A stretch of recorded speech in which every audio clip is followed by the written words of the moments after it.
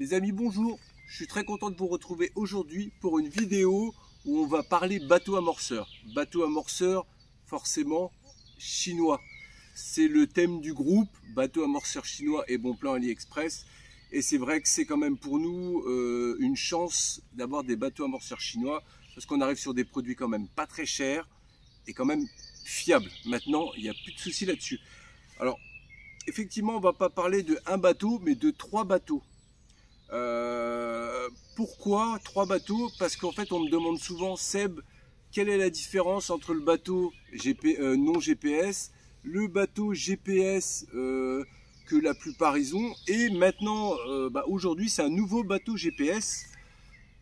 Voilà, tout ça on va en discuter et on va voir ce qui est possible de faire avec et ce qui n'est pas possible de faire avec.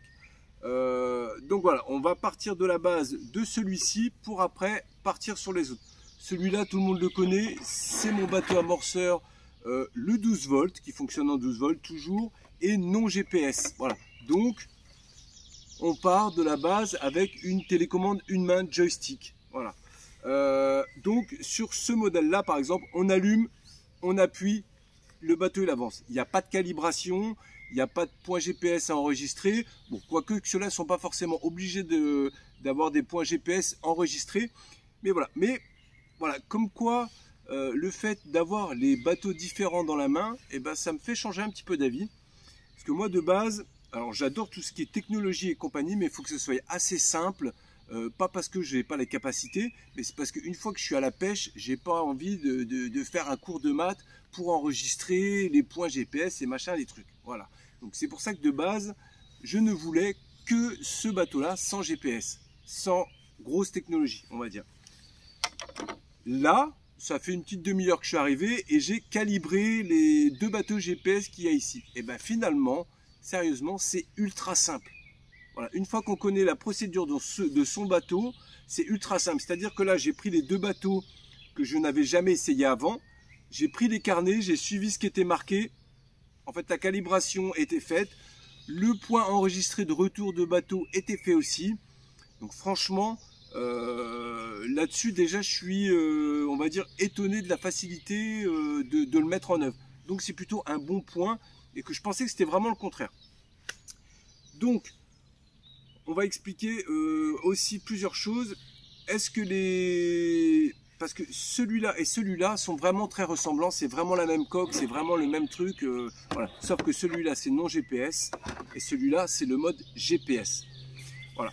Et celui-là, comme vous pouvez le voir, c'est un autre bateau. Alors c'est toujours un 12 volts, mais c'est pas la même coque. Vous voyez, c'est pas du tout la même coque. La poignée qui se trouve ici normalement est ici. La coque est un peu plus haute aussi. Voilà. Donc par contre, il y a des similitudes. Donc là, on discute un petit peu ici, comme ça, un peu plus proche des bateaux pour vous montrer les différences. Et après, on va aller, là je suis au bord de l'eau, je suis trop bien. On va aller au bord de l'eau et après on va faire des essais. Et je vais vous montrer quand même les différences de navigation et ce que les bateaux GPS peuvent apporter en termes de navigation dû à leur conception.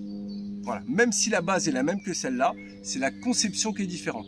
Alors, on repart vite fait sur celui-là, parce que c'est quand même la base, c'est celui-là que j'ai acheté il y a 8 mois, et qui a déclenché un peu tout ça.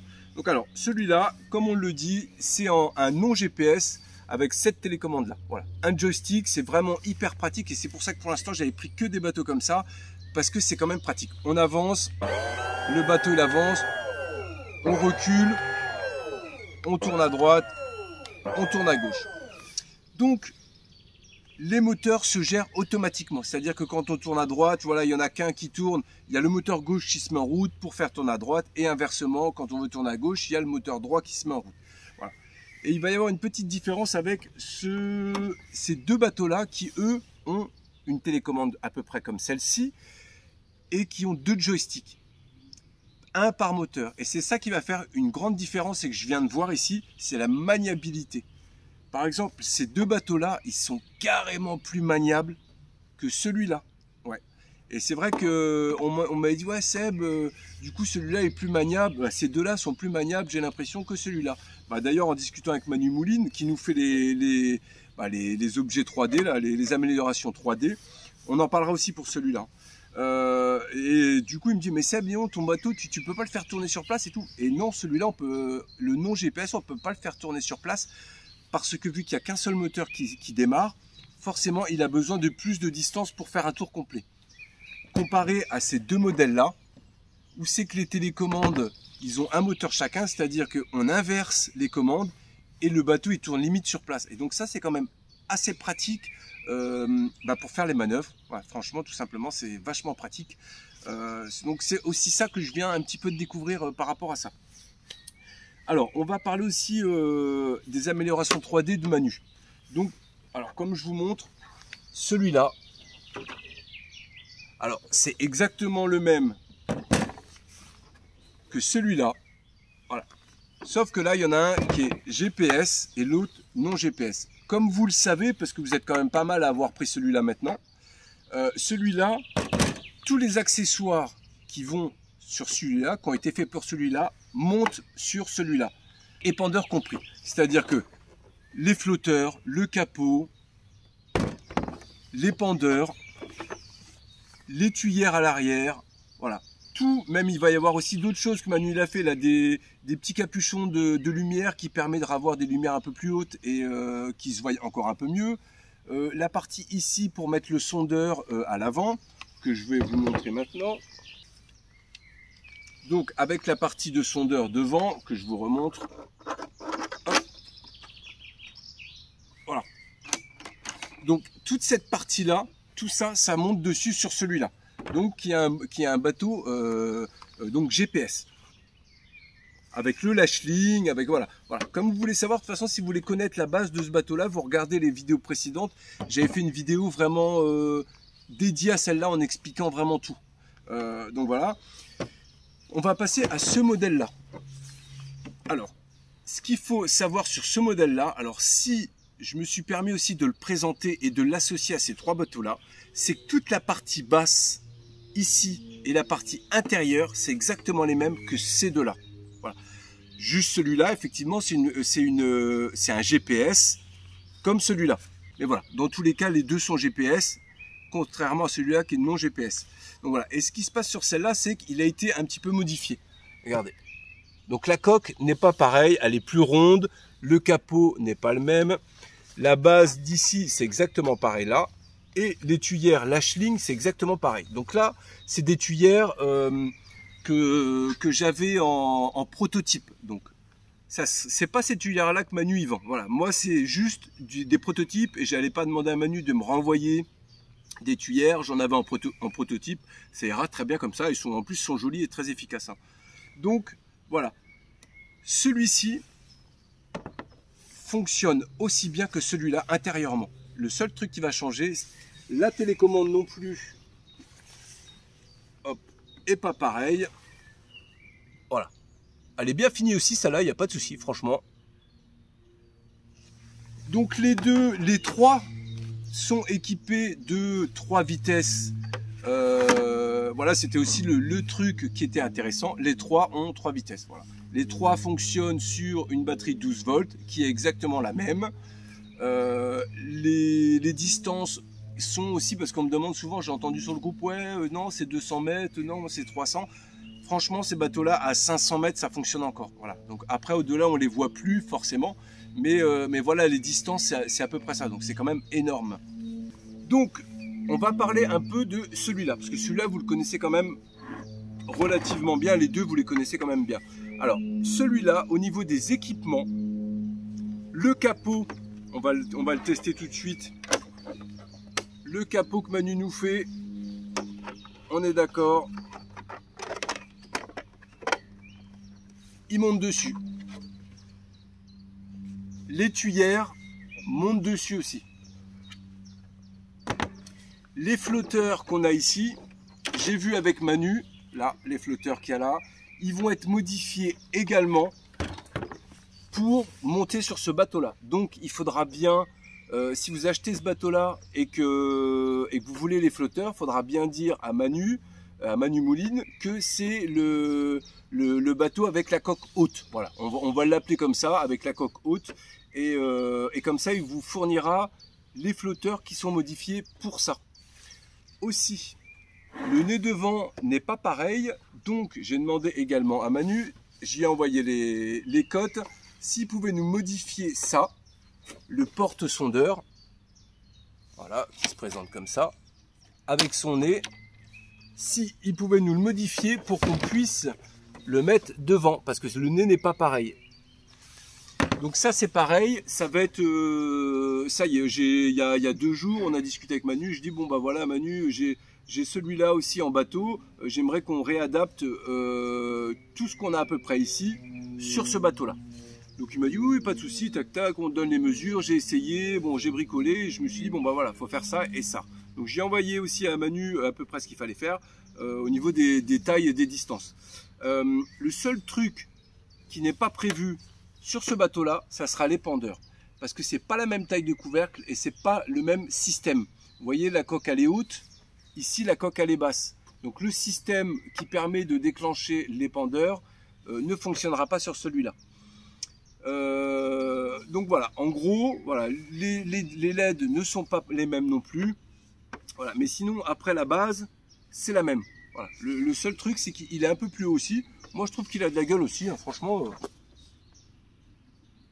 Moi, je trouve qu'il a de la gueule. Ce que je voulais dire aussi, certains reçoivent le bateau, ils me disent « Ouais, Seb, quand j'avance, ça couine, ça fait... » En fait, c'est des moteurs électriques, c'est tout neuf, c'est graissé, mais voilà. Dans l'idéal, moi, ce que je fais, voilà, dès que je reçois le bateau, en gros, je vous montre ça tout de suite. Alors, ce que je fais, moi, quand je reçois un bateau neuf, alors je le calibre, bon bref, je le mets en route, en auto-cruise. Voilà, là, il est en auto-cruise.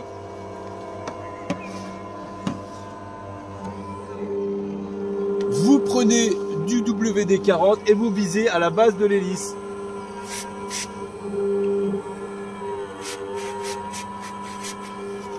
Voilà, et ça du coup, moi quand je l'ai eu, il couinait. Et là, du coup, il n'y a plus du tout de bruit. Mais c'est normal, il faut un petit peu graisser aussi. Hein. Hop là. On coupe l'auto-quiz. Et voilà, allez go, on va aller les mettre dans l'eau. Allez, on va commencer par le bateau habituel. Vous le connaissez maintenant, celui-ci. Allez, petite démo de celui-là.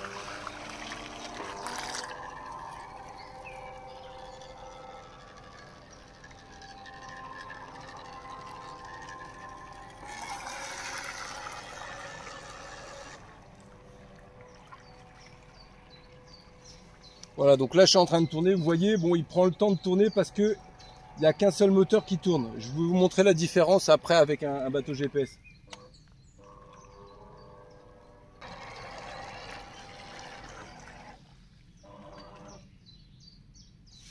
Hop, allez, on va mettre le bateau GPS, le nouveau, et on va essayer ensemble.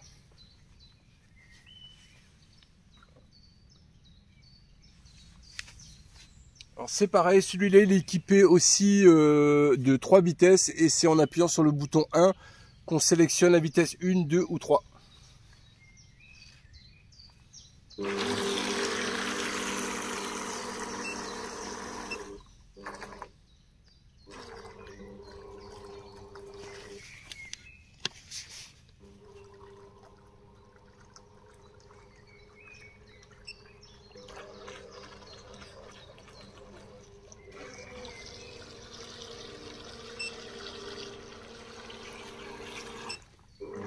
Donc là on est en vitesse 1.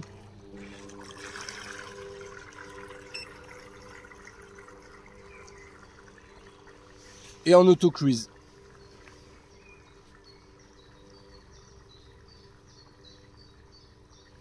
Ce qu'on va faire, c'est qu'on va le laisser avancer là-bas et on va le faire revenir tout seul avec le bouton retourne.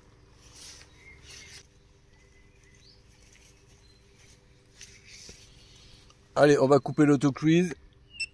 Hop là. Donc là, maintenant, on va le faire retourner. Alors, origine, point. Alors, si je ne me trompe pas, en appuyant sur le bouton C, il devrait faire demi-tour et rentrer.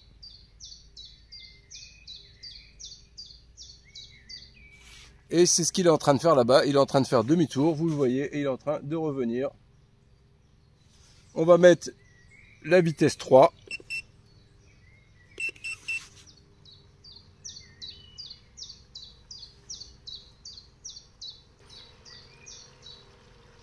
Donc, il devrait s'arrêter tout seul, hein. Vous voyez, je touche pas la télécommande.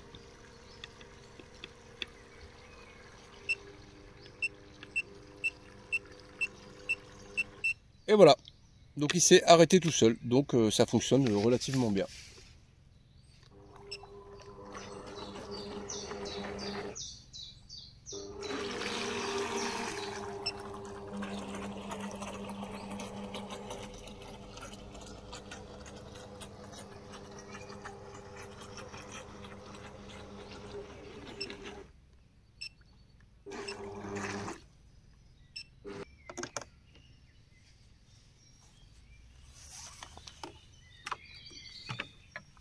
Hop là, allez go, on va l'essayer aussi celui-ci. C'est parti, vitesse 3.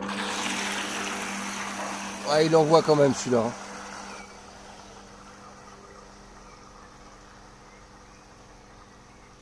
Bon, après celui-ci, là, que je viens d'essayer, il n'est pas équipé en tuyère, donc du coup il est un peu plus violent, on va dire.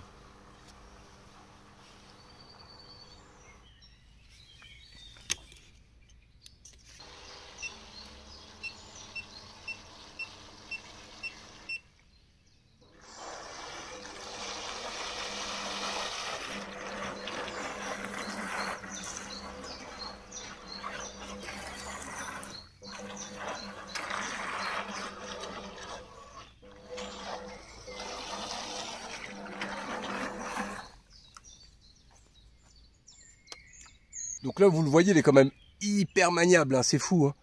Donc voilà, c'est parti. Donc là, on va avancer en auto-cruise et on va tenter de le faire revenir avec la fonction retourne. Allez, go!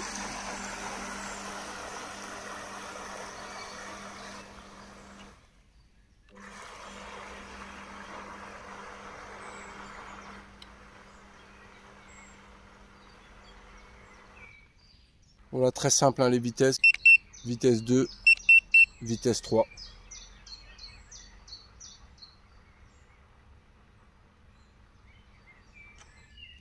Bon, comme vous pouvez le voir, il est tout là-bas, là-bas, là-bas, là-bas. Donc, on va essayer, le bateau est tout là-bas. On va essayer de le faire revenir au point GPS de retour que j'ai enregistré ici. Donc là, ici, avec la petite molette du dessus, on sélectionne entre les 99 points. Bah, celui-là aussi a 99 points finalement. C'est pas 9 points, c'est 99 points d'enregistrement possible. Alors, j'ai sélectionné celui-là avec le petit étoile, numéro 1. J'appuie sur le numéro 3. Et il devrait revenir jusqu'au point initial enregistrement ici. Et donc là, bah, c'est ce qui est en train de se passer, il est en train de revenir.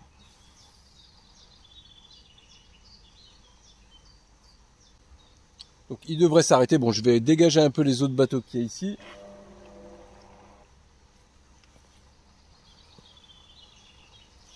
Et vous pouvez regarder, il n'y en a pas un qui rentre en conflit avec l'autre avec les télécommandes. Et pourtant, il y a quand même 3 bateaux, donc 3 fréquences.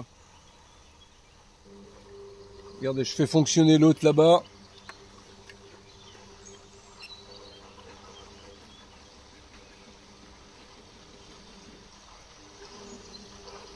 Bon, il devrait s'arrêter tout seul celui-là.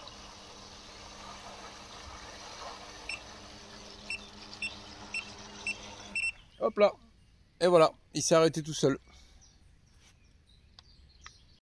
Bon, j'ai mis les 2 bateaux GPS à la vitesse 3. On va essayer de leur faire un départ arrêté. Hop, allez, on va essayer de ne pas faire de bêtises. 3, 2, 1.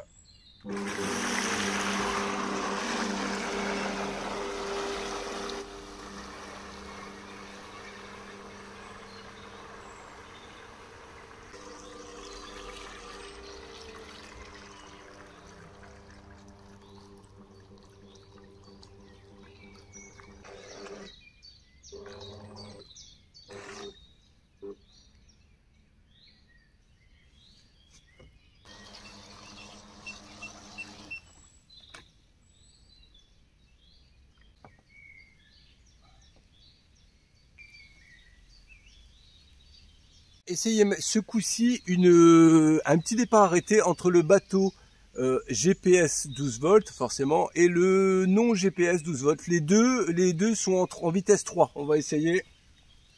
C'est surtout moi qui peine à appuyer sur les deux en même temps. C'est ça le plus compliqué finalement. Allez, 1, 2, 3.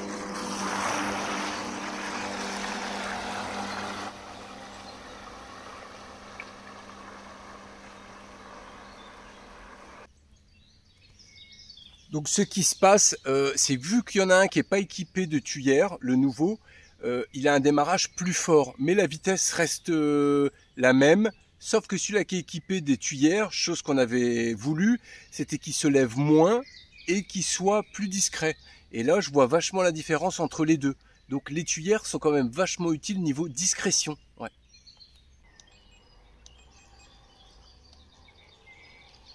Et puis vous regardez, le mien qui est équipé, j'ai les flotteurs supplémentaires, j'ai le capot, j'ai l'épandeur, donc j'ai vachement plus de matos et finalement il a la même vitesse. Donc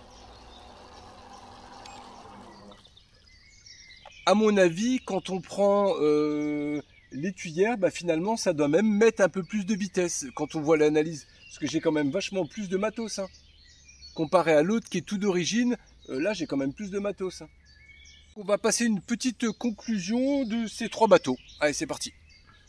Donc les amis, donc on va passer à la conclusion. Donc comme vous savez, je pense que maintenant vous êtes au courant, ce bateau-là, bah, c'est le mien, je l'apprécie.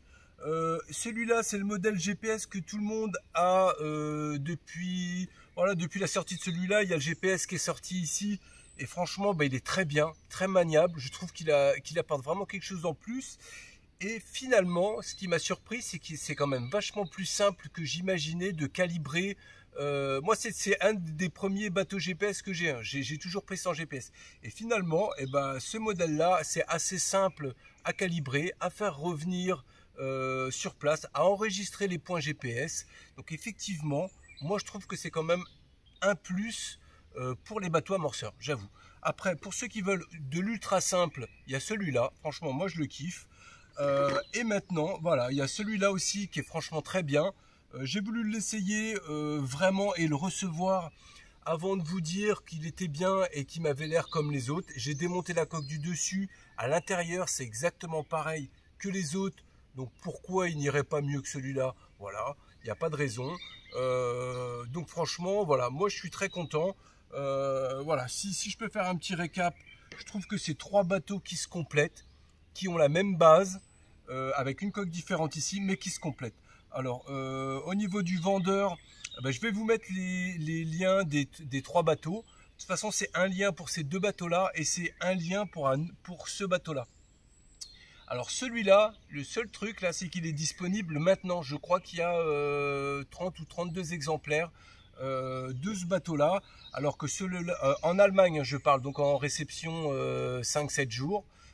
Ceux-là, effectivement, bon, bah, victime de leur succès, le vendeur m'a dit bah, il n'y en a plus pour l'instant en Allemagne. Donc les stocks sont en retour, c'est en train de revenir en Allemagne, mais ça prend le temps que ça prend, forcément.